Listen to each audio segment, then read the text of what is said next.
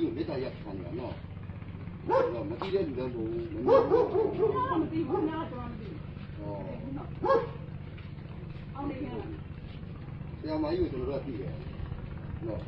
အားကြောင့်မို့ဆရာမကြီးလက်ရခံရှင်းတယ်လို့ပြောတယ်နော်ရှင်းတယ်လို့ပြောတယ်နော်ဆရာမကြီးအဲ့လိုလေးပြောတယ်နော်ရှင်းတယ်လို့ပြောတယ်နော်ဆရာမကြီးကျွန်တော်ကအကောင်းမှမပြောဘူးကြည့်ထုတ်ဥပဒေနဲ့ညီဆရာမကြီးဒီတော့ကြည့်ထုတ်ဥပဒေနဲ့ပါဖားတော့လဲဆောင်တော့မလိမ့်ဆောင်ငါ့ကိုသွားတွေ့ခိုင်းတယ်နော်ကျွန်တော်လည်းဒီလိုလေးအားကျွန်တော်တော့မပြောနဲ့အခုကျွန်တော်ပြောအဲ့အမှုကျွန်တော်ပြောနေတာကြိုက်နော်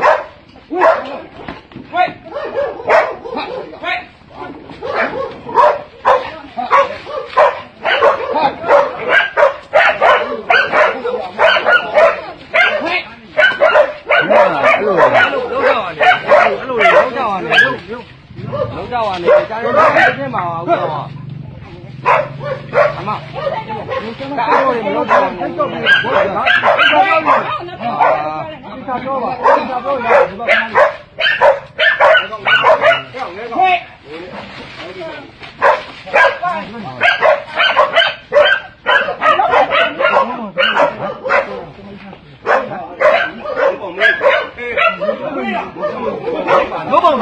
Ghiền Mì Gõ để không bỏ